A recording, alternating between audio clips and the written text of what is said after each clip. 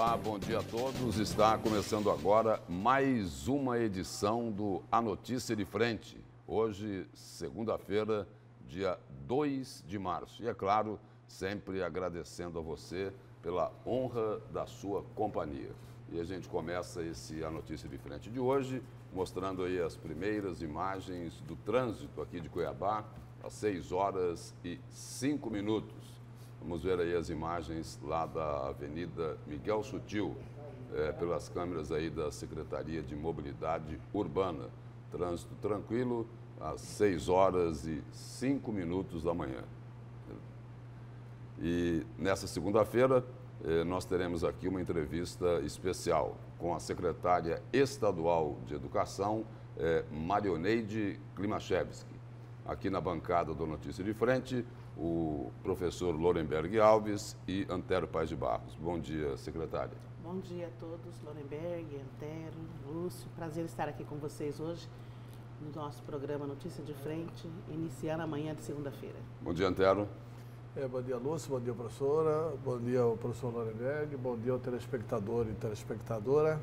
Eu quero pedir aqui licença para mandar um grande abraço para o Pedrão lá da Guia. Encontrei com ele no final de semana e ele falou assim: Antero, eu assisto todos os dias o programa e aquela bancada, além da Nayara, tem que pôr outra mulher lá, porque vai ficar mais bonita aí a bancada. Está dado o recado, Pedrão. Hoje é seu aniversário, parabéns, saúde e felicidade. Bom dia, professor. Bom dia, Lúcio. Bom dia, secretária. Bom dia, senador Antero. Bom dia, telespectador. Secretária, para começar a entrevista aí, o ano letivo começou já para algumas escolas. Começa a segunda fase agora, nos próximos dias, né? Aí a pergunta é a seguinte: qual a situação das escolas de Mato Grosso? Muitas ainda precisando de manutenção, não é? Sim, nós temos aí hoje na rede estadual de ensino 767 unidades educacionais. Estamos hoje dessas 767, com quase 400 escolas que precisariam de alguma intervenção na estrutura física. É importante dizer, Lúcio, que nós já estamos com alguns planos de providência. Nós estamos aí com 2 projetos novos na SEDUC. Um deles é o projeto de manutenção, né, onde nós estamos visitando as escolas, dialogando exatamente com os diretores, verificando a infraestrutura e fazendo a manutenção preparatória para o início do ano letivo e para este ano de 2020. Nós estamos hoje no município de Cuiabá com 41 obras em andamento, praticamente quase todas as escolas, são 76 escolas, das quais 20 já estão licitadas e já encontram-se em processamento. No estado inteiro, temos aí no município de Rondonópolis várias escolas que estão passando por manutenção. Lá em Canarana, aquela velha história da escola 31 de março, escola em obras, já coberta. Quer dizer, o regime de colaboração tem participado e tem efetivado assim, um certo esforço por parte do Estado e dos municípios para fazer com que as obras aconteçam.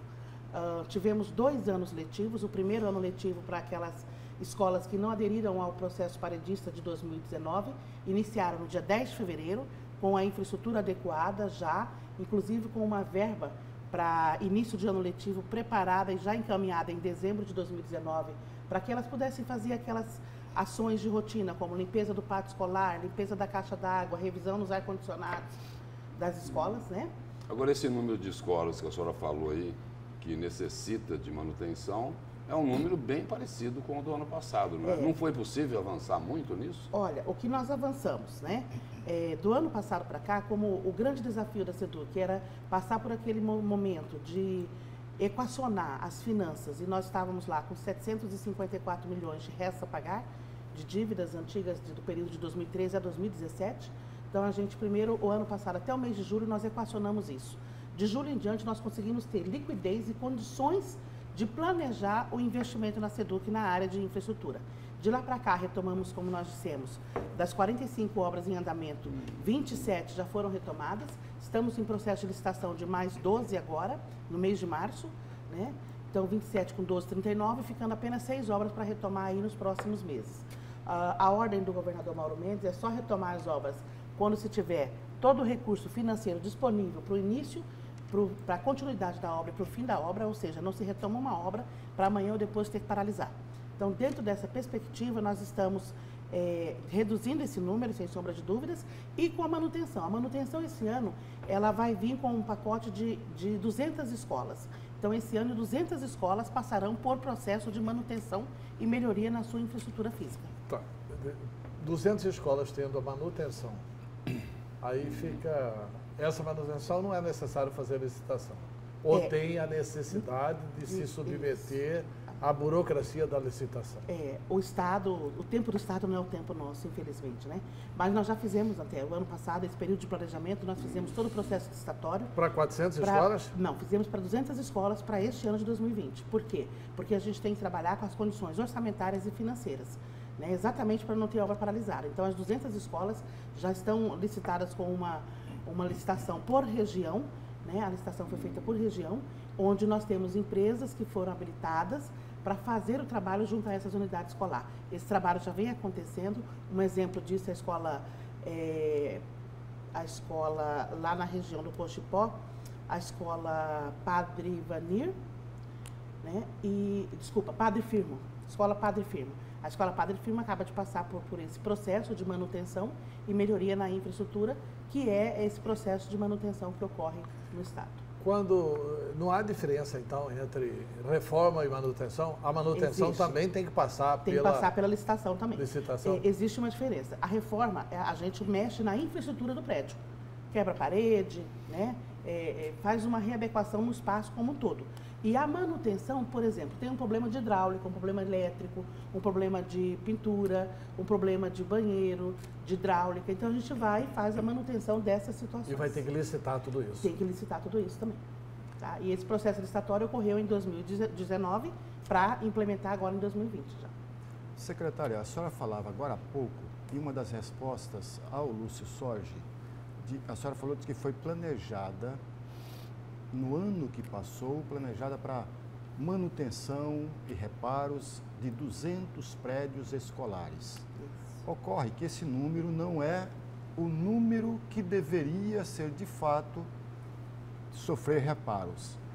A minha pergunta a minha pergunta tem tudo a ver com muitas reclamações que eu tenho ouvido, tanto no interior quanto na periferia de Cuiabá, que algumas pessoas, e aí eu estou provocando a senhora para ver o que há de fundamentação nisso, eles reclamam que falta planejamento do Estado para tocar essas obras. Eu pergunto à senhora, a senhora já iniciou um trabalho de planejamento para o ano vindouro, para contemplar não apenas aquelas escolas que hoje, na cabeça da senhora, precisam de manutenção, mas também outras. Existe isso e até quando, durante o ano letivo, ocorre esse planejamento?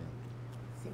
Olha só, como eu disse, o ano passado nós planejamos, nós temos aí 4 anos de gestão do governador Mauro Mendes. O primeiro ano foi equacionar, buscar a liquidez da secretaria e fazer o planejamento e começar os processos licitatórios. Para o ano de 2020, nós temos 200 escolas que passarão por manutenção. Além disso, existem outras situações. Por exemplo, existem escolas que os problemas delas são problemas apenas de reparos, pequenos reparos. Essas escolas hoje existem outras formas de atendimento. Essas escolas hoje entram no sistema Segueduca, colocam ali o plano de demandas que ela tem, quais são as demandas necessárias e em menos de 15 dias é liberado para essa escola uma verba emergencial para que esse trabalho seja feito diretamente pela própria escola através do Conselho Deliberativo, certo? E aí a gente consegue aí estancar um pouco alguns problemas que as escolas têm, como problemas, por exemplo, com goteiras, problemas com a parte de troca de energia elétrica, algumas fiações, né? São problemas mais paliativos, vamos dizer assim, realmente de pequenos reparos. A manutenção, ela já vem com um caráter maior, que é um caráter de pintura geral da escola, com caráter de troca de partes do telhado, com reformas de organização de banheiros e as reformas gerais. Aí nós temos, como eu disse para vocês, 85 obras que estarão em andamento este ano. Ou seja, 200 escolas com manutenção, 85 são 285 no ano de 2020, certo? Quando chegar no final do primeiro semestre de 2020, nós já estamos prospectando o que vai acontecer em 2021, porque o nosso orçamento fecha ali por setembro, outubro de 2020. Fechado este, já tem que estar garantido ali na LOA, na LDO e principalmente no PPA, que é o Plano Plurianual da própria Secretaria, as obras que entrarão em andamento para 2021. Então, a gente quer, nesses 3 anos que resta do governo, tentar estancar um pouco essas 400 escolas que estão com problemas. Secretária, as matrículas aí para os alunos novos começam nesta terça-feira. Qual a orientação aí da Secretaria da SEDUC para alunos e pais de alunos? Bom, primeiro é importante dizer que a rede pública de ensino hoje ela não encontra dificuldades em atender a demanda do ensino fundamental e do ensino médio. Nós temos vagas para todos. Agora, o que muitas vezes acontece, Lúcio, é importante dizer, é que já houve o pré-cadastro desses pais, certo? E agora, depois desse pré-cadastro que começou lá em fevereiro, terminou agora semana passada, a partir de amanhã abre-se o sistema para a inserção da matrícula já dos alunos novos, e aí nós teremos do dia 3 até o dia 9, esse período para os alunos que começarão no segundo calendário letivo 2020, que são aquelas unidades que passaram pelo processo de greve em 2019. Nós temos aí 439 escolas que já iniciaram o ano letivo no dia 10 de fevereiro e agora teremos mais 239 escolas que começarão agora em dia 23 de março. Né? É importante dizer que existe vagas para todos, não se preocupem. Existe sim a preferência de alguns pais, e isso é natural, né? Por uma escola X e Y, mas como a LDB determina a própria Constituição Federal, há vagas para todos os alunos, a universalização do ensino fundamental e no ensino médio ela já aconteceu e estaremos aí aptos a receber todos esses alunos da nossa rede. Início do ano letivo, dia 23 de março, atribuição de aulas do professor, que é o segundo grande produto da SEDUC, o primeiro é a matrícula, o segundo é a atribuição de aulas, acontece agora no dia 16 de março. Eu estou favoravelmente surpreendido com essa informação, de que já há uma universalização do atendimento dos alunos para o ensino fundamental e para o ensino médio. Daí, porque eu fiquei surpreso, a minha indagação para o ensino médio também. Quer dizer que 100% das pessoas que terminaram o ensino fundamental no ano passado vão poder começar o ensino médio em Mato Grosso. Nós não temos mais aquele problema de carência de professor de física, química, biologia e matemática, e por isso no interior do estado tem muito lugar que não começa o ensino médio? Não, olha só, André. Ou que essas crianças não têm acesso? Como que é essa universalização? Então, a universalização é de vagas, ou seja, hoje eu não tenho problema de vagas para o ensino fundamental e para o ensino médio. A grande prova disso, né, vamos dizer assim, a grande evidência disso é que nós temos hoje um número de escolas suficiente para atender a demanda de alunos. A universalização é com relação à vaga.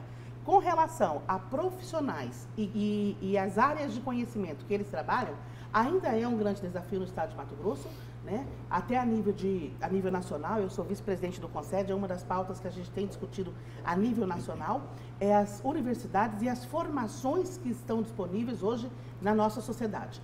Vamos dizer que na década de 80, na década de 90, nós tivemos uma grande demanda para a formação na área de pedagogia, na área de licenciaturas, e naquele período, o Brasil, de uma forma geral, a nível nacional, ele conseguiu evoluir muito e hoje nós temos uma grande oferta de profissionais na área da educação, isso devido à expansão das universidades, não só das públicas, quanto das privadas nos diferentes estados. Porém, é importante dizer que para algumas licenciaturas ainda existe uma carência, como é o caso de física, de química e de matemática, que realmente são aquelas licenciaturas onde é mais difícil, primeiro, de entrar numa universidade, segundo, de concluir o curso, né? Então, nós temos uma situação ainda em alguns estados e em alguns municípios do estado, o que a gente tem enfrentado e resolvido algumas dessas carências com o último concurso de 2017, onde nós chamamos algumas pessoas para adentrarem no mercado de trabalho conforme o número de vagas. Estaremos agora, após esse período de atribuição, fazendo um novo estudo para verificar se ainda existe demanda de vagas para chamar novas pessoas do cadastro de reserva, né, sem com isso quebrar a cláusula de barreira, que já foi registrado também na nossa gestão, mas é importante dizer que a gente tenta equacionar as necessidades de acordo com o número de profissionais. E também aquela outra situação que a gente encontra no estado inteiro e no país inteiro, que é os professores por área de conhecimento. Temos aqui algumas perguntas, secretária, dos telespectadores. A primeira delas aqui é a seguinte. Bom dia, bancada. Gosto muito do senador Antero. Que pena que ele é mistense. Bom, depois da brincadeira aí vem a pergunta. O telespectador aqui diz que ele é lá do assentamento Sadia 3. E por que a demora para abrir as salas anexas? Aí ele diz que os pais e os alunos estão muito apreensivos e é numa área rural. É o professor Júnior, do assentamento Sadia 3. Bom dia, Júnior. Assentamento Sadia 3, região de Cáceres. Estivemos reunidos na quinta-feira com toda uma equipe dos professores efetivos e que eram contratados em 2019 aí no Sadia 3, os vereadores, inclusive algumas representações políticas da região de Cáceres, para reorganizar o atendimento aí na região. Aí na região nós estamos trabalhando em regime de colaboração com o município de Cáceres, reordenando a rede, que é um processo que tem acontecido. Recebi toda essa equipe na quinta-feira. Hoje à tarde eu tenho uma reunião com a assessoria pedagógica e o início do ano letivo aí está previsto para o dia 23 de março, junto com as equipes e as unidades educacionais que entraram em greve em 2019. Então, 23 de março, reinício das aulas aí. Uma outra pergunta aqui do Edson Silva Pires. Ele diz o seguinte: Colégio Estadual Newton Alfredo de Aguiar, quando reiniciará a obra parada desde a Operação Ararate, aqui na capital, no Jardim Brasil? Região do CPA, Newton Alfredo. Essa região do CPA, ela tem 3 escolas que passarão por obras, né? Nós temos aí a Benedito e a Newton Alfredo. A Newton Alfredo hoje ela está alojada na obra Coupe, os alunos estão lá. Estamos aí com previsão de licitação das obras da Benedito e da Newton Alfredo agora para o mês de março. Estou com uma equipe de 5 engenheiros focados apenas nas obras de Cuiabá, porque em Cuiabá nós temos um TAC com 41 escolas. Um TAC este que foi assinado pela SEDUC em 2012 e até hoje não havia sido cumprido. Em reunião com o Tribunal de Justiça e com o Ministério Público, nós repactuamos e já estamos em andamento com essas obras aí. São 41 obras, das quais 20 já estão sendo licitadas agora em março para adentrar no mês de abril já com o início de obras. Um dos casos desse é Emelinda, que já está em obras, a Escola Mário de Castro do Pedra 90 também já está em obras, que nós já retomamos, né? Que já faziam parte também desse TAC e já estão em andamento. Mas elas voltam a funcionar esse ano? Porque a Escola Newton Alfredo, por exemplo, diferentemente da Nilo Povas, ali deve ter uma grande procura, porque tem muita gente morando no CPA, né? O que acontece hoje, Antero? Os alunos da Newton Alfredo, uma parte foram remanejados para Vitorino, outra parte para Benedito, e a Newton Alfredo hoje ela encontra-se com 84 alunos, porém em funcionamento na obra Coupe no CPA 3. Nós locamos esse prédio da obra Coupe e os alunos estão lá com matrículas regularizadas e em funcionamento. Tá, e a escola volta a funcionar? A escola, este ano é ano de obra, possivelmente o ano que vem ela retoma. Porque uma obra dessa, de construção de uma escola nova, que é o caso deles lá com um projeto novo de 16 salas de aulas, né? Ela demora aí em média de 1 ano para serem construídas, né? 12 meses. Secretária, a senhora foi também secretária de Educação do município de Cuiabá. E sabe que o município de Cuiabá tem desde Wilson Santos, principalmente, Roberto França começou, mas quem firmou esse trabalho foi o Wilson Santos. Mauro Mendes veio e deu continuidade, Emanuel Pinheiro veio e dá continuidade. Há uma política de atender crianças especiais. A educação do município atende bem. Só que quando termina o ensino fundamental em Cuiabá, não tem nada no Estado. Não tem nenhuma política para atender a criança, o adolescente, o jovem com necessidades especiais. E aí? Vamos ter uma política para isso no Estado? Já temos. Não apenas para Cuiabá, mas para o Estado inteiro? Já temos isso desenvolvido, tá? É importante dizer para você, por exemplo, que na sexta-feira a gente teve uma reunião que tratava exatamente de inclusão, né? E foi exatamente com a deficiência do autismo, com pais autistas. E o Estado ele vem desenvolvendo e aprimorando a sua política. É importante dizer que, desde o ano passado, nós já escrevemos as diretrizes curriculares da educação especial no Estado de Mato Grosso. Este ano, ela está indo para a consulta pública agora nos próximos 15 dias. que é não só as diretrizes, como a política educacional do Estado de Mato Grosso. A nova política são grandes desafios, porque a última política educacional do Estado de Mato Grosso é do ano 2000, que é o ciclo de formação humana. Então, 20 anos depois, praticamente, coloca-se para consulta pública, não só colocamos a BNCC do ensino fundamental, colocamos as diretrizes curriculares do Estado de Mato Grosso, onde já estamos fazendo formação em parceria com os municípios, em 133 municípios do Estado, através dos nossos CEFAPROS, Centro de Formação Profissional. Estamos com a política estadual, além do Plano Estadual de Educação, a política estadual educacional indo para a consulta pública, trabalhando exatamente todas as diretrizes referentes à educação quilombola, à educação do campo, à política de educação indígena e a política de educação inclusiva. O que é importante dizer para você? Desde o ano passado, a gente já vem retomando esse trabalho mais ou menos na mesma perspectiva do município. No município, eu me lembro bem que quando eu entrei, nós tínhamos 650 CADs, cuidadores de aluno deficiente. Passamos para 1.380 no município. No estado, tínhamos 336 CADs. Hoje nós já temos 1.368 CADs no estado. E é importante dizer que só aluno autista, em 2014, nós tínhamos 199 alunos. Hoje o estado atende 580 alunos autistas. Então, quer dizer, a política ela vem sendo desenvolvida. Em 2018, eram 376 alunos autistas e hoje, em 2019, já atendemos 580. Em 2020, a gente espera aumentar. O que vem acontecendo? Toda a inclusão no estado de Mato Grosso e no país, ela vem proveniente do ano 2000. Então, de 2000 para cá, são 20 anos de política de inclusão. Então, nós temos hoje 5 escolas especializadas que continuam com atendimento especializado e temos a inclusão. O que tem sido diferencial, que a gente também construiu isso na prefeitura, é a formação continuada. Implementamos esse ano já, no mês de fevereiro, a formação em Libras. Agora, no mês de maio, teremos a formação de TEA, transtorno espectro autista, no mês para os profissionais que estão em sala de aula, professores referência. No mês de agosto, também teremos a nova formação de autismo com os professores que estão na sala de recursos multifuncionais. Para você ter ideia, nós hoje liberamos a semana passada mais de 360 salas de recurso multifuncional no estado de Mato Grosso, que são a sala onde tem um professor especialista em educação especial para o atendimento de PCDs nas 768 escolas. Secretária, mais uma pergunta aqui do telespectador. Reclamação bastante, né? A senhora coloca aí que o governo tem feito reforma, manutenção, mas as reclamações são muitas. Gostaria de saber da secretária o que acontece com a escola Adolfo, aqui em Rondonópolis, que entra governo, sai governo, só o que não sai é a reforma. É o Sebastião de Assis. Bom dia, Sebastião de Assis. Estive já várias vezes aí na escola Adolfo.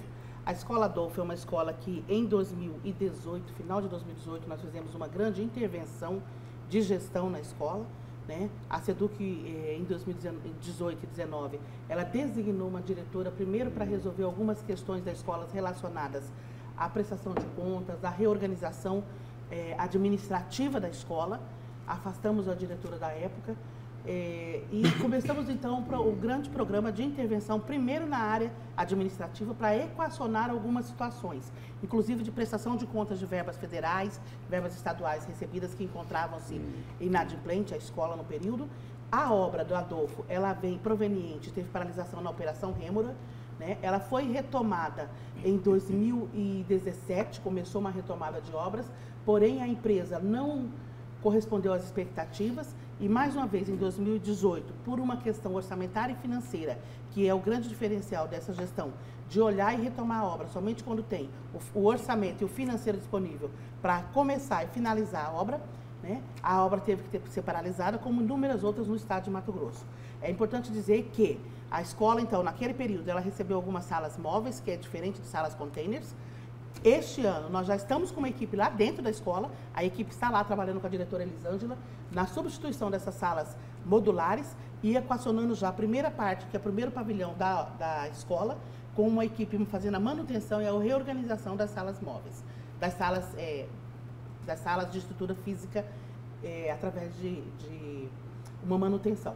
Além disso, né, o processo de licitação da escola deve ir agora até o dia 20, por quê? Porque a empresa ela não teve condições de continuar com a obra desistiu da obra, então nós temos novo processo licitatório, até dia 20 de março sai, e eu espero até o ano que vem entregar essa escola para toda a sociedade mato-grossense, para os munícipes de Rondonópolis, inclusive porque meu pai foi diretor dessa escola há muitos anos, professor Mariano, no município de Rondonópolis, e ele me cobra todos os dias que hora que eu vou retomar a obra da escola que ele foi diretor e finalizar. Então, como o princípio nosso é começar e terminar, então eu acredito que esse ano a gente retoma agora, ainda no mês de março, início de abril, essa obra e entreguemos ela até o final do ano, mais tardar no início do ano letivo 2021. Senão vamos continuar puxando a orelha da senhora. Senão eu apanho dentro de casa. Bom, e nós vamos aqui ao nosso intervalo e na volta, a secretária de Educação vai dizer o seguinte, vai responder, não é? Se os professores, nesse ano de 2020, vão receber a progressão de carreira. Daqui a pouco nós voltamos.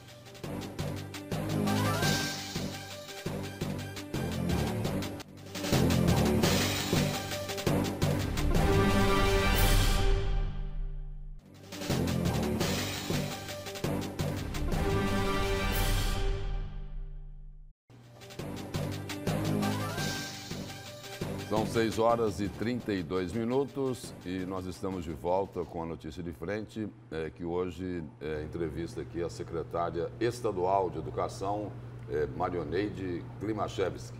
E antes de retomar a entrevista aqui, vamos aí mais algumas imagens aqui de Cuiabá. Ali em cima o viaduto da Miguel Sutil e por baixo ali a Avenida Rubens de Mendonça, Avenida do CPA, nesta manhã de segunda-feira. Secretária, eu deixei aqui um questionamento, né, antes da gente ir para o intervalo, sobre a progressão de carreira dos professores. Em 2020, sai essa progressão? Bom, nós temos duas situações com relação à progressão, né? Primeira, a progressão de carreira, dentro da Lei Orgânica dos Profissionais de Educação, ela tem... primeiro, a elevação de nível, essa não foi paralisada, a gente continua fazendo as elevações de níveis e de classe. O que foi paralisado a nível de progressão é progressão salarial, né? Que é a questão do RGA e da 510, especificamente. O que nós temos hoje? A SEDUC, assim como as outras secretarias, tem colaborado e buscado a todo tempo fazer um equacionamento nas questões financeiras, buscando a liquidez do Estado, no que diz sentido também a LRF, e como tem bem dito o nosso governador Mauro Mendes e também o secretário Rogério Galo, o governo em nenhum momento ele retirou tanto a questão da Lei 510 quanto a RGA de sua pauta. O que ele tem feito é buscado reduzir a lei de responsabilidade fiscal, reorganizar o Estado com o equacionamento e a liquidez financeira para que isso possa ser discutido via sindicatos. Então, eu acredito que esse ano vai haver aí uma agenda de negociação do governo com os sindicatos para a questão, primeiro, como diz o nosso governo, do RGA, né? E logo em seguida, então, estará entrando em pauta a discussão da 510. Porém, no primeiro momento, é o RGA que está em discussão e que a gente acredita que nos próximos meses, eu acredito que agora, principalmente agora em maio, começam-se as negociações coletivas, começarão as audiências junto com os sindicatos, CEPLAG, CEFAZ e governo do Estado, para discutir RGA. Secretário, deixa eu só fazer uma pergunta, porque ainda é dentro dessa questão da progressão. Vem aí uma reforma administrativa. Né? Um dos itens da reforma administrativa é exatamente a verificação do que trata dessa progressão dentro do serviço público. Como é que ocorre essa progressão na Secretaria de Educação? Porque uma das críticas do governo Bolsonaro é que o serviço público está orientado da seguinte forma: olha, tem a progressão? Tem. É de acordo com a produtividade, Só que aqui o seguinte, 100% tem anotado lá que tem que subir de produtividade. Ou seja, não há realmente uma verificação da meritocracia. E o senhor garantiu aí o seguinte, não está sendo feito o pagamento em pecúnia, nós não estamos pagando por causa da questão da lei de responsabilidade fiscal. Mas a reclassificação do profissional está acontecendo. Mas está acontecendo com base em qual critério? Qual que é o critério dessa reclassificação? Ele atingiu aqui, todo mundo passa. É isso? Bom, isso é regido hoje no Estado de Mato Grosso pela Lei Orgânica dos Profissionais de Educação. Como que acontece hoje, Antero? Primeiro, a elevação de nível. A elevação de nível se dá a partir de O professor, ele é pedagogo, certo? Ele tem a graduação. Então, ele faz a sua pós-graduação. Então, ele passa do nível 1, do nível 2, pedagogo, para o nível 3. Isso está sendo pago, tá? Isso chama-se elevação de nível, tá? E elevação de classe. A cada 5 anos, o servidor ele tem direito a passar da classe A para B, da B para C e assim por diante. Também garantido em lei, que é a lei orgânica dos municípios. Para a gente deixar de cumprir isso, é preciso mudar a legislação, certo? Não houve uma mudança de legislação. O que acontece hoje na SEDUC? A SEDUC, nós começamos o ano passado, no segundo semestre do ano passado, um estudo junto com a CEPLAG para fazer a avaliação de desempenho por competências. E aí, essa avaliação de desempenho por competências é que vai trazer a discussão para a reorganização dessa lei orgânica e aí sim, a partir desse processo de avaliação, o servidor passar de uma classe para outra, de uma elevação para outra. Que aí entra dentro dos princípios da meritocracia que você falou.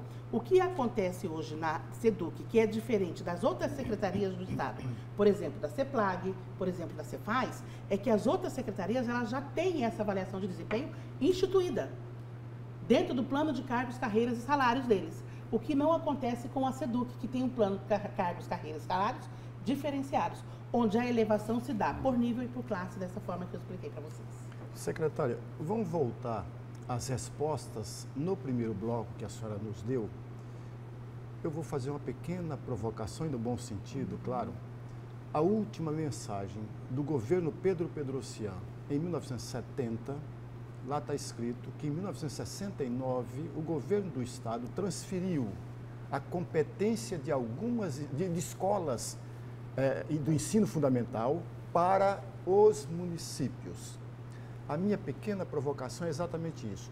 Existe ainda, por parte do governo estadual, a manutenção integral dessas escolas do ensino fundamental e principalmente, como mudou a estrutura, os nomes, né? Existe ainda, por parte do governo do Estado, a manutenção única e exclusiva por parte de escolas que têm, por exemplo, da 1ª à 4ª série, competência única do Estado ou nenhuma, ou não existe nenhuma possibilidade disso? Existe sim. Qual que é a nossa situação hoje que a gente está fazendo? Vocês ouviram nos últimos meses falar muito de reordenamento, redimensionamento, escola Nilo Covas, né? Toda essa situação. O que acontece hoje no Estado e como a Secretaria planeja e organiza isso? Nós temos aí a LDB e a própria Constituição que diz que a educação ela precisa ser pública, laica e para todos. Ao mesmo tempo diz que é dever do Estado assumir, é dever do município assumir a educação infantil, fase creche e pré-escola, o ensino fundamental em regime de colaboração com o Estado. Então, o Estado passa a auxiliar nesse regime de colaboração para atender junto com o município o ensino fundamental e o ensino médio é dever do Estado. E as escolas técnicas ou ensino profissionalizante e a universidade é dever da União.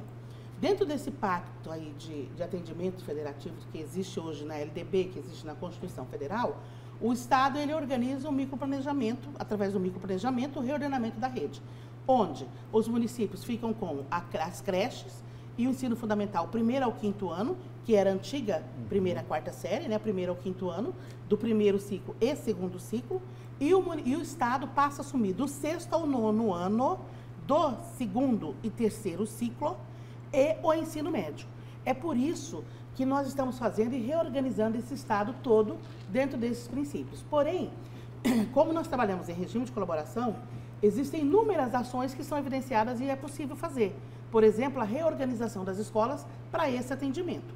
Uma outra situação que a gente observa muito é a capacidade de cada município, de cada área de abrangência. Então, por exemplo, em Cuiabá, vamos dar um exemplo de Cuiabá, isso está praticamente 98% organizado. Por que 2% não ainda está? Porque na região do CPA, por exemplo, eu não tenho escolas municipais. Então, eu não consigo deixar de atender 1º ao 5º ano em algumas escolas, porque se eu deixar de atender, as crianças não vão ser atendidas naquela região. Então, aí o Estado continua atendendo ali dentro de um regime de colaboração que existe definido. Secretário, uma pergunta aqui do Marcos, do Colorado. É interessante a pergunta dele.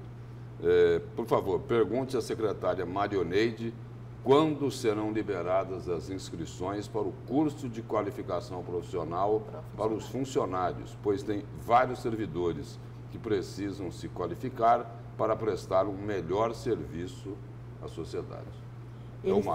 O Marcos está se referindo aí ao pró-funcionário.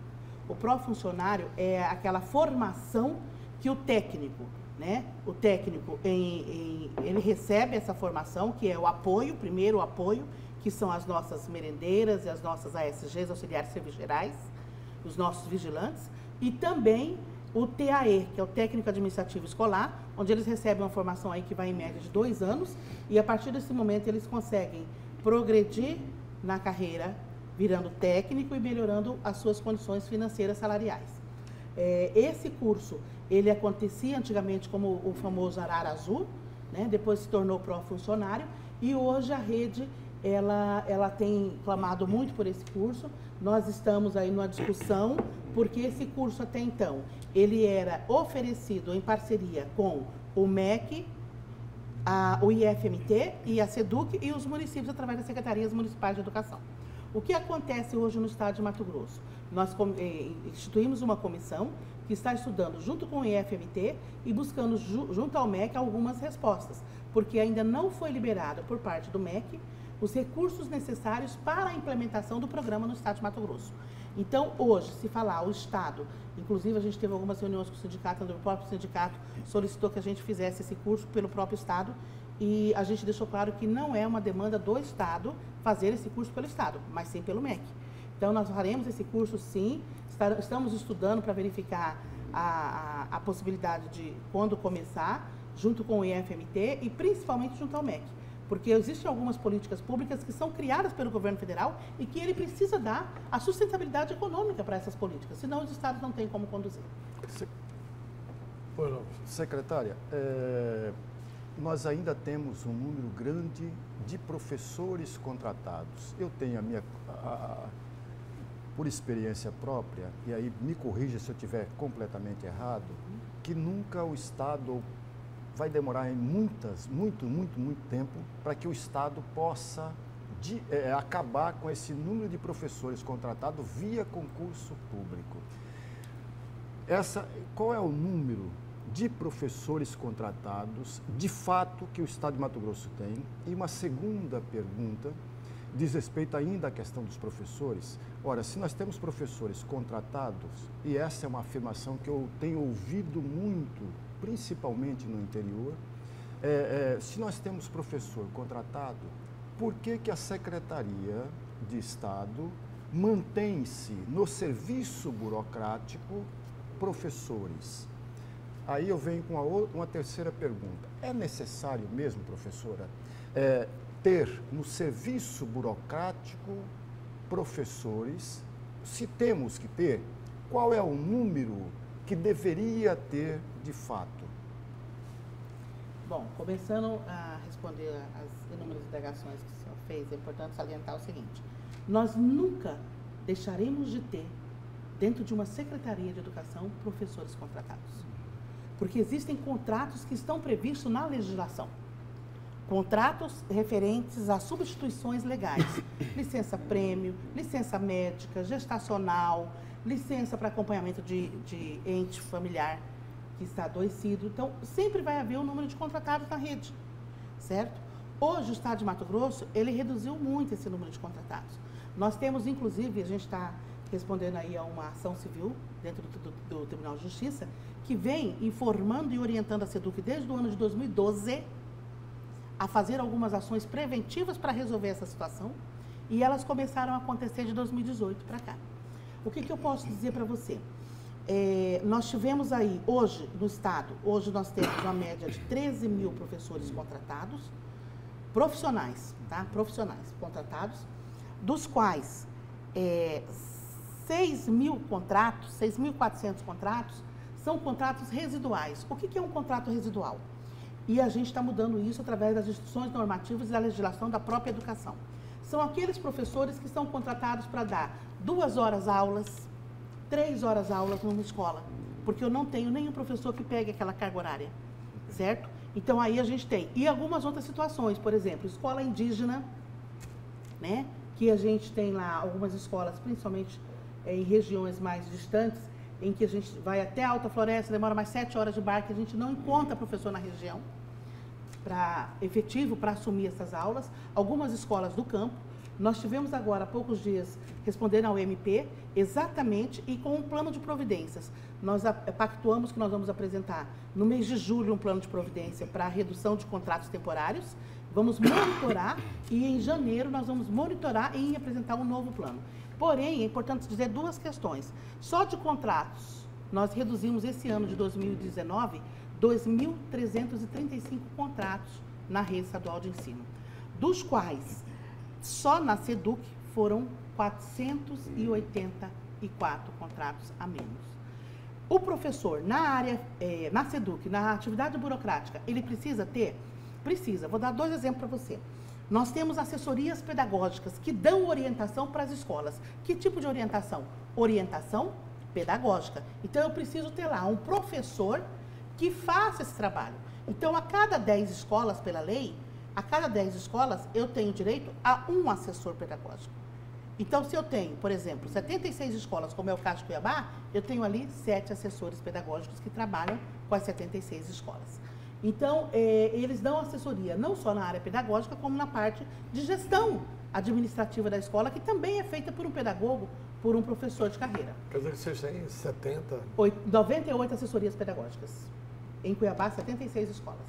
É importante dizer também que na própria SEDUC, na área fim, porque tem a área fim e a área meio, na área fim, que é a área destinada ao pedagógico, nós precisamos ter também professores. Por quê? Porque eles vão trabalhar as políticas públicas da educação. Ele precisa entender, por exemplo, o que é uma enturmação. Ele precisa entender o que é uma habilidade, uma competência que o aluno precisa ter dentro dos descritores de aprendizagem do SAEB. Secretária, o Edson Pires, agora há pouco, ele perguntou lá sobre o colégio Newton Alfredo Aguiar.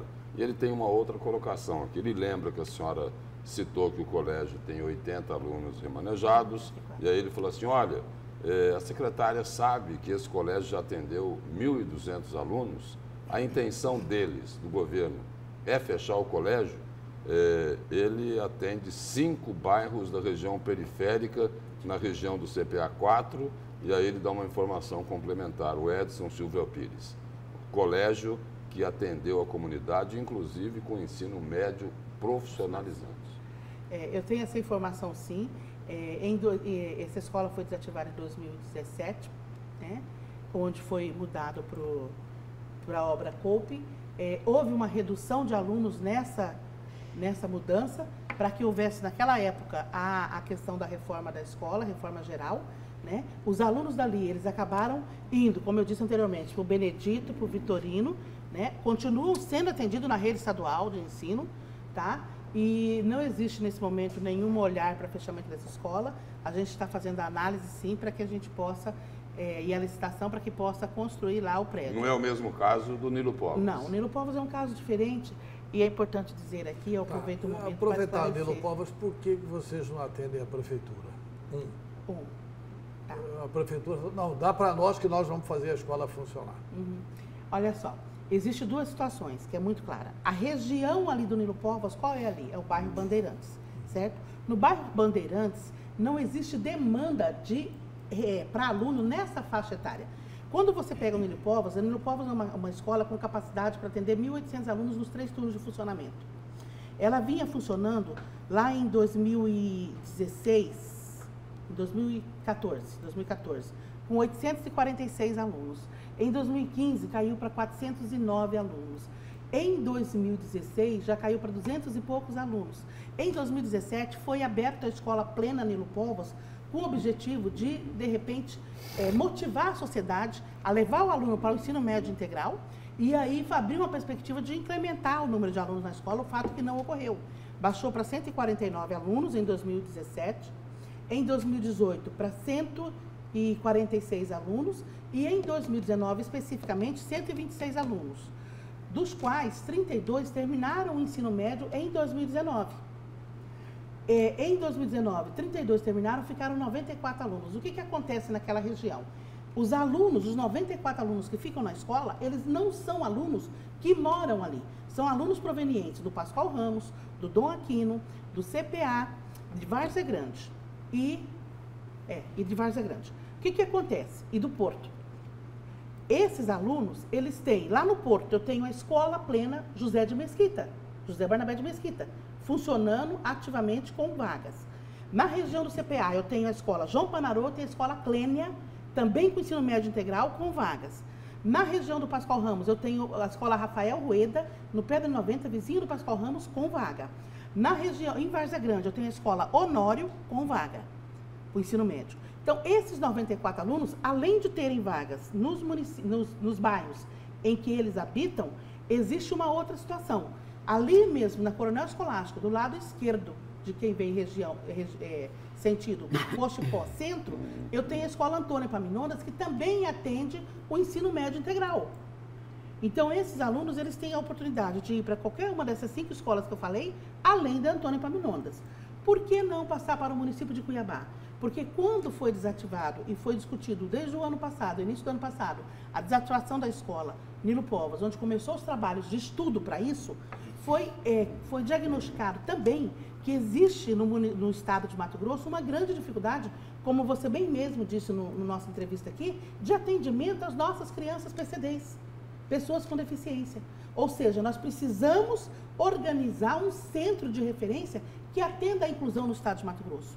E aí o Nilo Povas foi escolhido como esse espaço, por quê? Porque ele está numa região centralizada, uma região em que a gente pode trazer os alunos, tanto de Cuiabá e Várzea Grande, para o atendimento ali no contraturno, através de várias especificidades, como o diagnóstico das dificuldades de aprendizagem, como o diagnóstico e o encaminhamento em parceria com instituições de saúde para essas crianças PCDs, além de formação para os professores referência e professores de sala de recurso multifuncional.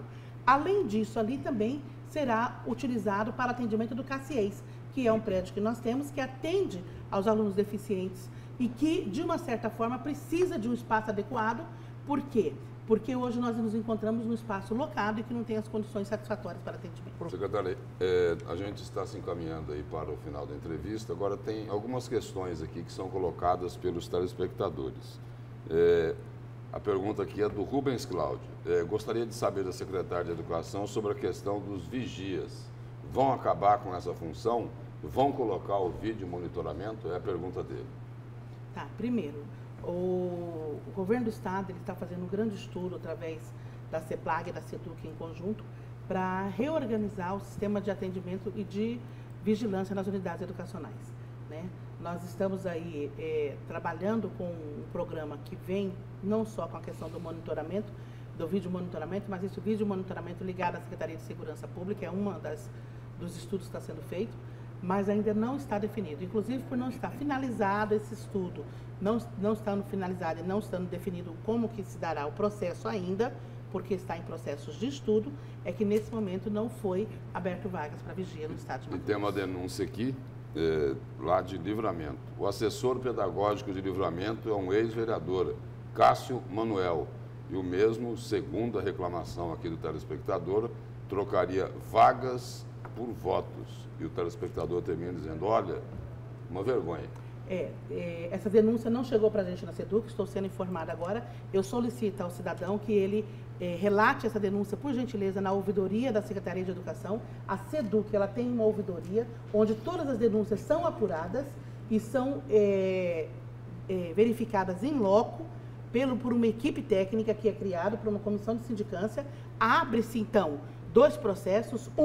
Se o servidor é efetivo lá na assessoria de ética, na comissão de ética, e 2, se é efetivo também na USC, Unidade Setorial de Correição, onde abre-se uma sindicância com o PAD, que é um processo administrativo disciplinar, onde o servidor ele é ouvido, porque respeita-se o direito de ouvir, respeitando-se os 2 lados, né, os 2 do fato gerador, e então, caso seja constatado, verificado, abre-se um PAD com punição e sanção para o servidor que infringe a legislação. É importante dizer que, mediante a denúncia sendo feita aqui no programa, hoje mesmo estarei, assim que retornar de uma viagem que eu vou fazer agora a Barra do Garças, no período vespertino, já mandando averiguar a situação. Falar em Barra do Garças, tem uma pergunta aqui de uma telespectadora também. Olha, e aí, não vão reformar as escolas aqui de Barra do Garças? Estou indo lá, Barra do Garça, agora às 7h30 da manhã, para poder verificar as situações em loco, uma por uma, visitar as escolas, discutir o reordenamento da rede, que nós temos lá um problema também de decréscimo de matrículas, né? E acompanhar da assessoria pedagógica, estarei fazendo as visitas para verificar aquelas que estarão passando por reformas ou por alguma manutenção. Professor, rapidinho aí, a última pergunta. Então, voltando à questão da escola Nilo Povas, professora, não tinha como manter esses alunos que já vinham estudando na escola, juntamente com o processo de inclusão, porque a senhora fez um levantamento agora há pouco de números da queda, os números da queda. E, se eu não estiver equivocado, nos últimos 2 ou 3 anos, houve uma queda substanciosa, o que me leva a acreditar que essa queda não deve à ausência de moradores que frequentam a escola. A que se deve isso? Na verdade, são 2 perguntinhas. Pode, sim, manter aqueles alunos, juntamente com o processo de inclusão, ou a que se deve à queda significativa desses alunos na própria escola? Então, como eu disse aqui na minha entrevista, né, essa queda vem acontecendo desde 2013 para 2014. Para você ter uma noção, em 2013 eram 890 alunos, como eu disse, baixou para 409. Então, já foi uma queda de mais de 50%. E não existia ainda uma política diferenciada de educação em tempo integral. Não existia. Né? Então, isso vem acontecendo gradativamente. É lógico e evidente que, para fazer um estudo desse, é importante ter os dados e trabalhar com os dados, mas também pensar no lado humano, e a gente pensa nisso. Tanto pensa que nenhuma escola, nenhuma criança e nenhum profissional ficará desassistido. Né? Todos os alunos, eles têm a oportunidade de ir para a escola Antônio Epaminondas, que inclusive eu estou com a equipe de manutenção essa semana, preparando a escola para o retorno das aulas. Os profissionais, eles todos tiveram a opção de ir para a escola Antônio Epaminondas, tanto os profissionais efetivos como os temporários, conforme o número de vagas. Porque o contrato, ele é conforme o número de vagas. Se eu não tiver vaga, não tenho contrato. Né? Isso é natural. Então, isso existe já todo esse cuidado, esse zelo com o ser humano dentro de um mesmo projeto educativo, que é a escola de tempo integral. Agora, é importante, eu acho que é muito importante dizer, e aqui vai até uma angústia, que nenhum gestor gostaria de fechar a escola. Isso não faz bem para o gestor. É desafiador. Mas é preciso ter coragem. E eu ouço muito o Antero, quando ele, nas suas várias reportagens, que fala que é preciso ter coragem para tomar providências de gestão. O Estado, ele precisa tomar providência de gestão. Não dá para passar por um Estado em que 95,6% do seu orçamento era folha de pagamento, porque eu tinha o Nilo Povas com 94 alunos e 48 servidores trabalhando na escola. Que relação custo-benefício é essa para aquele contribuinte que paga seus impostos em dias e quer ver resultado? Então, a gente precisa ter coragem de enfrentar os desafios e fazer a gestão para reorganizar esse atendimento e dar capacidade para uma secretaria de investir nas escolas que precisam de melhoria de infraestrutura, nos projetos pedagógicos que precisam acontecer. Né? Então, do jeito que estava sendo organizado todo o ensino no estado de Mato Grosso, tira qualquer capacidade de gestão de qualquer gestor que chega ali. Porque 95,6% é folha de pagamento. 4,6% que sobra é para quê? É para a despesa operacional. Energia elétrica, PDE, transporte escolar, alimentação escolar. E não dá para isso. Foi o que nós vivemos em 2018. O recurso que se sobrava dentro da conta do Estado não dava para pagar transporte escolar e PDE, que todo mês atrasava, que o PDE é o recurso plano de desenvolvimento da escola, que vai direto para a escola. Mas aí o caminho é fechar a escola? O caminho não é fechar a escola. O caminho é reorganizar o atendimento. A escola ela é importante, aonde existe a demanda para isso. E ninguém está fechando uma escola para não continuar atendendo e cumprindo o que diz a legislação. O poder público, o Estado, ele tem que oferecer vagas, ele tem que oferecer educação. E ele continua oferecendo a mesma educação, com os mesmos profissionais, com a mesma qualidade de ensino para os alunos da Escola Nilo Povas. E a Escola Nilo Povas passará a ser o quê, então? O primeiro centro de referência em educação inclusiva do país, professor Nilo Povas. para que atenda ali a toda uma deficiência que nós temos na área de inclusão. E eu não falo só de inclusão de PCD, eu falo de inclusão também para esses alunos que estão nas escolas e estão excluídos, passando por situações de bullying, de depressão, de automutilação, né? Situações inúmeras. E que nós estamos exatamente buscando parcerias com as instituições como Universidade Federal de Mato Grosso, UNIC, com as instituições de Univag, instituições formativas de profissionais de áreas específicas para nos ajudar nessa empreitada, nesse atendimento de superação do grande desafio que é a inclusão do Estado de Mato Grosso. Secretário, obrigado pela presença e pelas informações. Tinha mais alguma colocação, Antero? Não. Eu ia só perguntar o seguinte, este ano, ou até o final do governo Mauro Mendes, termina de reformar todas as escolas? Eu acredito, Antero, que as 85 que estão licitadas, que estão em processo de licitação e que nós finalizamos, e aí mais 200 escolas em manutenção para este ano, e a previsão é que a gente no próximo ano venha com novos desafios buscando ampliar esse atendimento, principalmente das que estão em manutenção. Eu acredito que nós vamos conseguir finalizar a gestão do Mauro Mendes aí com 3 anos que faltam, pelo menos com mais ou menos 80% a 90% dessas escolas organizadas com estrutura adequada de funcionamento. Secretário, obrigado pela presença aqui no A Notícia de Frente. Obrigada a todos vocês, a todos os telespectadores aqui do Notícia de Frente. É um prazer poder estar aqui e esclarecer um pouco a toda a sociedade mato-grossense de como estamos trabalhando hoje na Secretaria Estadual de Educação. E nós vamos aqui a mais um intervalo e o A Notícia de Frente volta daqui a pouquinho.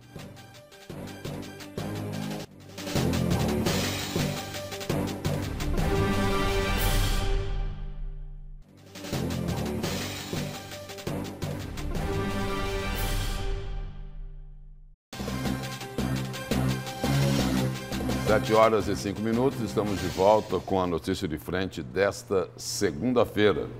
Registrando aqui que o vereador Abílio Júnior, que pode até ser cassado, né, porque tem lá um processo contra ele por quebra de decoro parlamentar, ele assume o comando do PSC em Cuiabá. E aí o seguinte, dentre as decisões anunciadas aí pelo vereador Abílio Júnior, 50% das vagas dos candidatos ao Legislativo nas eleições de outubro na capital estarão destinadas às mulheres. A legislação eleitoral exige pelo menos 30%. Aí ele diz o seguinte, que foram firmados 3 compromissos com o partido, que primeiro 50% são de candidaturas femininas. E ele também anunciou que o partido não usará o fundo eleitoral e que os candidatos a vereador também passarão por uma capacitação para elevar a qualidade dos postulantes à Câmara Municipal de Cuiabá. Não é uma má notícia, né? Porque é preciso melhorar a qualidade da nossa representação, né, Antero? Não, e não é uma má notícia também porque esse partido do Abílio foi condenado pelo juiz Gonçalo Antunes de Barros Neto para, inclusive, anular a votação da chapa, cassaria o mandato de todos, inclusive do Abílio, porque eles usaram as mulheres na eleição passada. O PSC, como tem ligação com igrejas evangélicas, isso era comandado por um pastor e teve depoimentos de mulheres candidatas que disseram no Ministério Público e também para os juízes do Tribunal Regional Eleitoral, de que elas foram procuradas e se candidataram, mas aí o pastor chamou e falou assim, olha, vocês não vão pedir voto nem para vocês, eu quero que você pede voto para este, outro grupo de mulheres para este, outro grupo para aqueles. Ou seja, as mulheres foram usadas na campanha eleitoral para pedir votos aos homens, né? Então é uma boa notícia ver que o Abílio vai assumir a presidência do partido e vai estabelecer uma relação digna com as mulheres, né? Que as mulheres não são só para serem usadas, elas podem se eleger. Aliás, de 25 vereadores, nós não temos nenhuma vereadora. E 52% do nosso eleitorado é mulher. Isso é uma vergonha. E o vereador Abílio Júnior pode não sair candidato à reeleição, né? Ele quer ser o que pode é o seguinte, né? Vai aliviar a vida de muita gente aí, né? Não, Porque tem muito vereador, é o seguinte, morrendo de medo de não conseguir se reeleger por conta do desempenho que pode ter o vereador Abílio Júnior, porque vem cumprindo a missão dele, não é isso? Vem fiscalizando, denunciando o que está errado, não é isso? Eu não tenho dúvida que se o Abílio for candidato a vereador, ele terá uma estrondosa votação. Da mesma forma, não tenho nenhuma dúvida que se ele for candidato a prefeito, ele vai ter uma votação que ele não espera, negativamente. Ele não vai conseguir ser prefeito de Cuiabá. Ah, se tem alguma bola de... Não tem bola de cristal. É porque, assim, o perfil, né? Ele tem um bom perfil de fiscalizador e assim, pelo menos nas manifestações dele até agora, ele não propõe soluções para Cuiabá. Mas é um excelente fiscalizador. Ele apura bem, cumpre bem as falhas, ao contrário o papel de fiscalização. Ao contrário de muita gente, aí cumpre bem o papel de vereador, não é, professor? Olha, a disputa à Prefeitura de Cuiabá vai ser muito boa, né? Muito boa. Mas eu quero voltar no primeiro ponto que você levantava, Lúcio. Eu acho excelente a ideia de que o partido se propõe a cumprir o que diz a legislação, o que diz a regra. Mas, amigos, já há algum tempo eu venho estudando o jogo político e o que eu percebo, infelizmente, é o desrespeito às regras e o desrespeito, sobretudo, ao estatuto partidário. Eu gostaria muito que os partidos, ao contrário de ficar muito preocupado, quase mais de 100% das suas ações voltadas a nomes, deveria voltar, grande parte disso, voltar a um projeto partidário em favor da cidade, em favor do Estado, em favor do país como um todo. Isso eu não vi, não só agora, não vejo, inclusive, pegando documentos, analisando tudo isso, inclusive no passado. Não há essa preocupação. Por que a preocupação desenfreada por nomes? Quando, na verdade, deveria ter uma preocupação maior por um projeto de governo nascido, construído pelo partido político. É desta forma, amigos, e aí a minha visão muito particular a respeito, que nós teremos boa representação, tanto no parlamento, como nós teremos boa administração, tanto no universo municipal, estadual e federal. E aqui, antes da gente encerrar a notícia de frente hoje, destacando que Bolsonaro, Lula, Dória, e aí? Todas essas lideranças vão passar aqui por Mato Grosso na eleição suplementar marcada para o dia 26 de abril. Bom, pelo menos são alguns dos nomes, né, de figurões políticos do Brasil que podem passar aqui pelo Estado e fazer parte dos palanques dos candidatos ao Senado nessa vaga suplementar para substituir a senadora Selma Arruda, que foi cassada por abuso do poder econômico e prática de Caixa 2. Olha, com certeza, Bolsonaro e Dória são chefes de executivo, tem o que fazer, eu não sei se eles iriam aqui. O Lula vem. O que o Lula faz? Nada, né? Então ele vai andar o Brasil inteiro. Agora, o Dória tem a responsabilidade de governar São Paulo. Qualquer influência do Dória pedindo voto aqui? Eu acho que é nenhuma. Ele pode pedir isso fazendo uma gravação aí no programa de televisão do candidato dele, que é o Nilson Leitão, né? E o Bolsonaro também. Que quer apoio do Mauro Mendes também, né? Nilson Leitão. Não, ele está até... Não, eu sei, que é da torcida do Flamengo, do Vasco, do Botafogo e até do Misto. Não, mas ele falou que é o apoio da Selma também, aceitaria o apoio da Selma Arruda. Tá bom. E o presidente Bolsonaro também acho que dificilmente viria aqui. Até porque, por uma questão de racionalidade. De todos os candidatos aqui, tem um que não vai apoiar Bolsonaro se eleger, que é o candidato do PT. Os outros têm acenado ao presidente da República. E assim nós encerramos a Notícia de Frente desta segunda-feira. Obrigado, Antero. Obrigado, professor Lorenberg. E a gente aí acompanha mais algumas imagens aí do trânsito de Cuiabá na manhã desta segunda-feira. Aí nós temos aí o viaduto ali, próximo à rodoviária de Cuiabá, a parte de baixo ali, as duas vias ali da Avenida Miguel Sutil, nesta manhã de segunda-feira. São 7h14. Um bom dia e até amanhã.